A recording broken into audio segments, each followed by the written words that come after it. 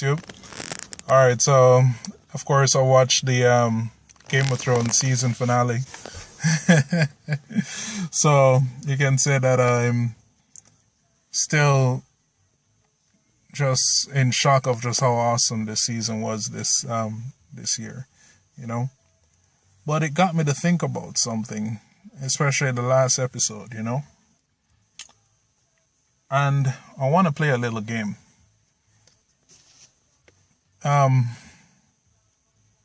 Imagine for a second that you are the lord of one of these great houses, or say you are the king of a medieval kingdom, and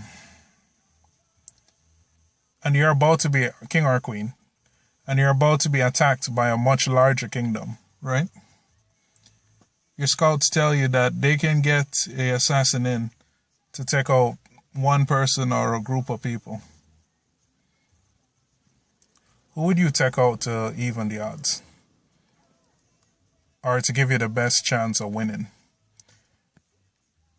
The scouts say that they can't get to any of the military leaders and they cannot get to the heads of state because they're too well guarded. Who would you take out to win? Take a second and think about it. Give up?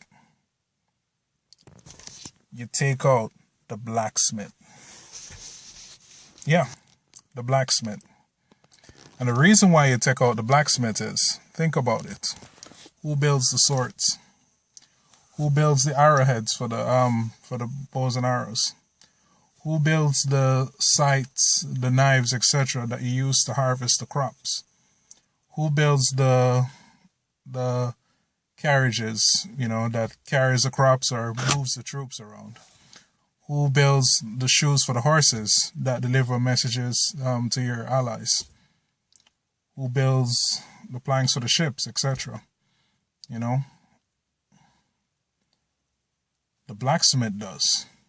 Now, the reason why I bring this up is to talk about a bigger issue and something that I think I've never heard any politician, except for, Bernie Sanders, of course, because he's freaking right about everything, really discuss.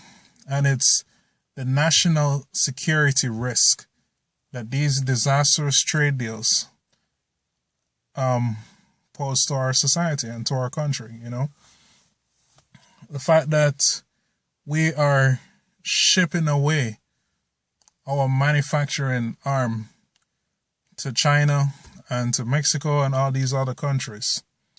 And the fact that if we ever get in a situation where we have, say, a third world war or another huge conflict, that there is no way that we will be able to win something like that, because we will not be able to resupply.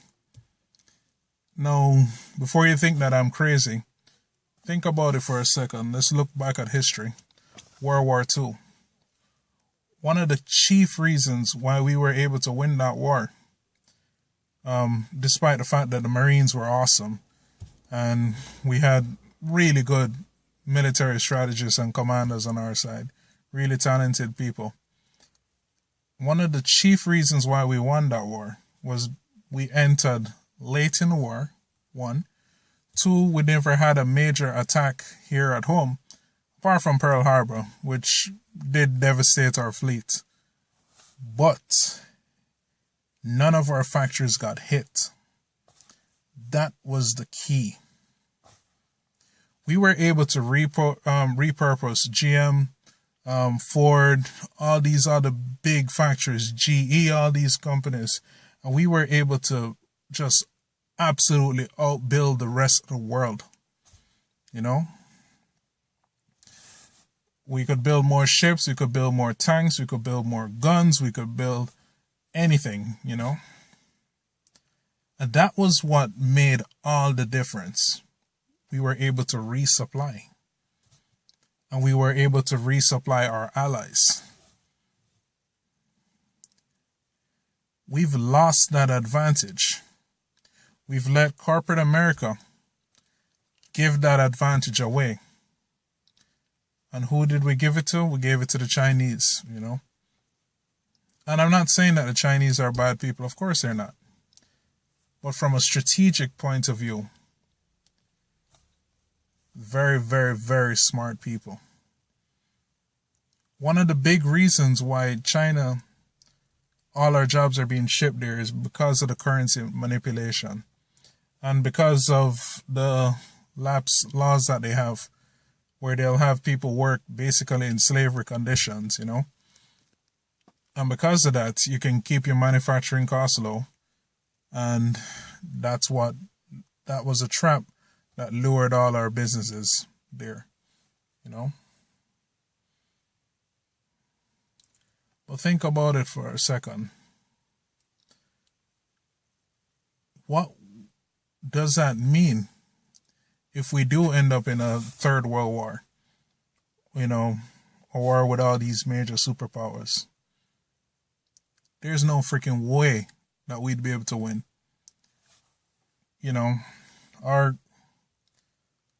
Most of our steel is no longer even made here, It's all imported. I saw another news report about how China has raised the price of steel, I think, by like 20%. So you see the game that got played. They lowered the price. They sold the price of their steel and other, raw materials for sold at such low prices that our local manufacturers could not compete with them. Many of them went out of business. And then what did they do now? Hike the price up, It's genius. And it's really disturbing to me. Like, I've listened to Hillary speak. I've listened to Donald Trump speak, And I've listened to every single politician speak, and they don't get what's happening, With the exception of Bernie Sanders, He was the only one who got that. We're in a really, really vulnerable position, And the biggest threat to our national security is not Muslims. It's not ISIS. It's not any of these people. It's not Mexicans, as people like to say. The biggest threat to our national security is us losing our jobs. It's corporate greed.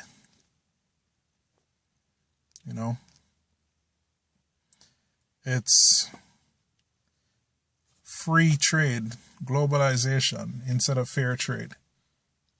That's the biggest threat to our national security. So now the question you probably have for me is, why even bring this up? There's nothing that we can do, right? And I think there is.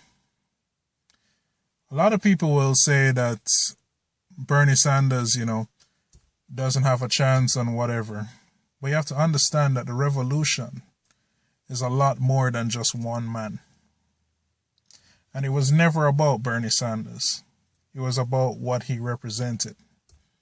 And one of the most positive things that have come out of this is the fact that we now have a generation of people who are a lot more politically active. And people get this. And the reason why I made this video is for us to start changing our way how we look at economic issues. And not just see it as just, bread and butter issues, but also see it through the other prism of what it means to our long-term national security and safety. And I believe that, eventually, if a lot of us get into public office, don't get discouraged by what happened, but get into public office. People who think like me, people who think like you. Get into public office and fight for change, And we will win. And also, I think that as a society, we need to shift focus and stop focusing on fashionable goods, stuff that will change, but really start focusing on becoming more, entrepreneurial, and focus more on trying to bring back manufacturing here, because it's not going to come from big business. It's not going to come from the top. It's going to come from you and me starting things, changing our way of thinking and making change happen. So yeah, that's my little rant. Hope I didn't waste your time. And thank you for watching. Sorry it's been such a long time since I made a video, but to be honest, I really just don't care about Hillary or Trump. So that's the reason why I'm not covering them. But yeah, thank you for watching. Tell me what you think.